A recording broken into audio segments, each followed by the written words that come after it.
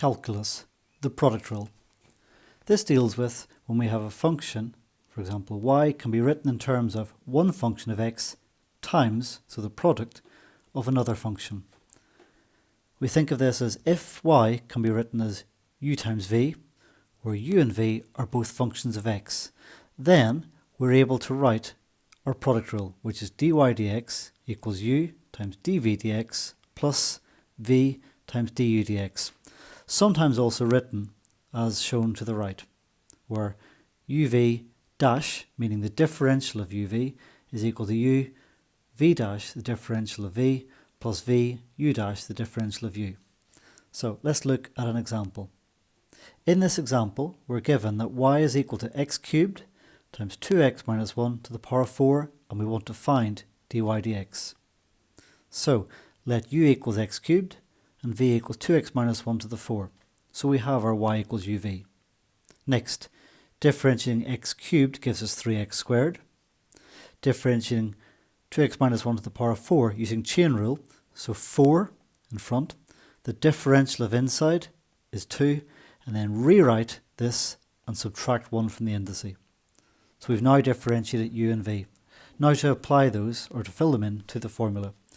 And we have, so remembering now the product rule, u times dv dx plus v times du dx. So we have u, which is x cubed, times dv dx, and 4 times 2 of course is 8.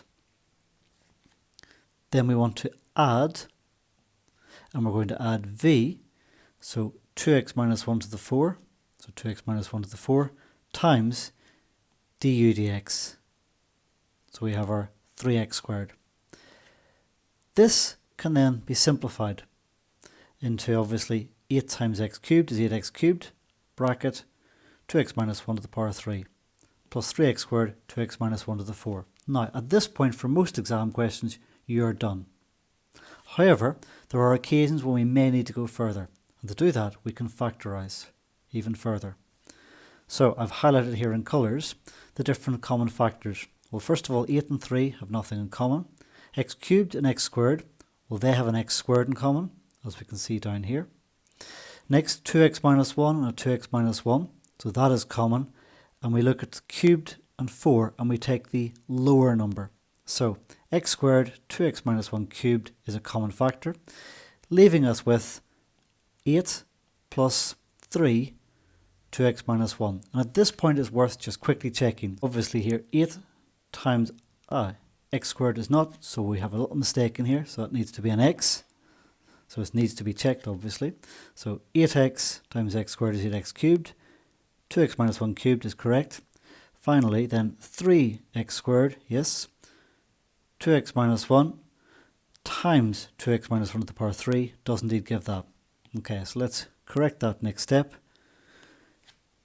And then finally in here, well, 6x plus 8x is 14x. So we have our fully factorised final answer. So let's look at example 2. Here we want to find the equation of the normal, so be careful it's not the tangent, it's the normal, to the curve y equals 3x, brackets 1 minus 2x cubed at the point 1 minus 3. So we can see that this is a product rule question because we have a function and a function times together. So let u equal 3x, differentiating gives 3. Let v equals 1 minus 2x cubed, so by chain rule we get a 3, differentiate inside gives minus 2, take 1 off the indice and we get 2. Now, using product rule, 3x times dv dx, so writing that out, plus v times du dx, so in other words 3 times that. Simplifying that out a little bit gives us minus 18x, 1 minus 2x squared, plus 3, 1 minus 2x cubed. Now, we don't need to factorise it any further because we just want to know what is the gradient when x equals 1. So, when x equals 1, we sub that in and we get an answer of minus 21.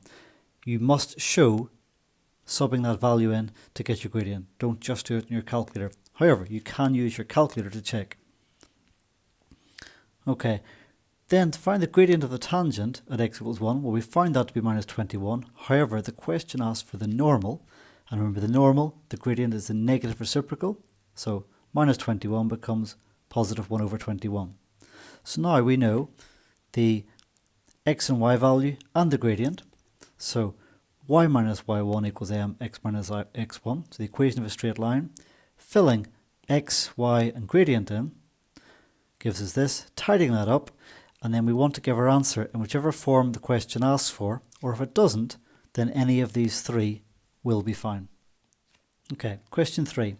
Find the coordinates of the stationary points on the curve y equals 2x squared, 3x minus 1 to the 4, and determine their nature. So we're dealing with calculus here to find gradients. Remember, stationary points are when dy dx equals 0. We have two functions times each other, so a product rule. U is 2x squared, which differentiates to 4x. V is 3x minus 1 to the 4, so 4, differential of inside is 3, and then take one off the indice. So let's go dy dx is equal to u times dv dx plus v times du dx. Tidying that up a little bit. Now in this case we are going to factorise further, because to find stationary points we need to set dy dx equal to 0. So in other words, to solve this we're going to factorise. Common factors, well 24 and 4 have a common factor of 4. X squared and x have a common factor of x. 3x minus 1 and 3x minus 1. And then again we look at the two indices and we take the lower one. Okay, so 4x then 3x minus 1 cubed is a common factor. Let's just check this factorising. So 6, okay, 6 times 4 is 24. X times x is x squared. And we have our 3x minus 1 cubed. 4x and 3x minus 1 cubed times 3x minus 1 is 3x minus 1 to the 4. Tidying up inside the bracket then gives us 9x take away 1. So we now have it in a nice factorised form. So moving on from this. Oops, that mistake in there. This should be a 4x. So 4x equals 0 means x equals 0. 3x minus 1 cubed equals 0. Cube root both sides. Add 1 divided by 3, so x to the third. 9x minus 1 equals 0. Add 1 divided by 9, x equals a ninth. So we now have three numbers where we have turning points. We have the x values. So for those turning points, should be 3 in there. Let's correct that. When x equals 0, x equals a ninth, and x equals a third, we need to find the corresponding y values. So remember, show some of this in our method. And we get when x is 0, y is 0. So 0, 0. When x is a ninth, y is 0. A ninth, 0. And in this case, x equals a third. We actually get y equals 0 as well. It's not always going to be this case. There may be other numbers in there. Now, to find the nature, we need to look at either the second differential or look at the gradient either side. However, as we can see up above, to differentiate this again, there are three functions. So to differentiate this, we'd need product rule within product rule and a little bit of chain rule. So that gets quite complicated. So instead of using d2 dy dx squared right, we will use the check of the gradient either side of the stationary points to determine their nature. So moving on to look at this. We know the gradient is 0 when x is 0, a ninth and a third. So we pick a number to the left of 0 and the number to the right, although this needs to be in between the next turning point, and so on. If we fill minus 1 in, and it is, you'll have to show this for at least one of the values to get your method marks. Well, 4 times minus 1, remember we're filling this into dy dx. If we fill this in, we get minus 2,560. You can use the differentiation mode on your calculator to do these to check. What you then find is we have a negative, slightly positive, negative, positive. So we can kind of get an idea. The graph goes down, flat, up. In other words, a minimum.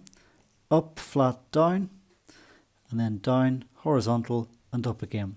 So that lets us know that 0, 0 is a minimum. A ninth 0 is a maximum.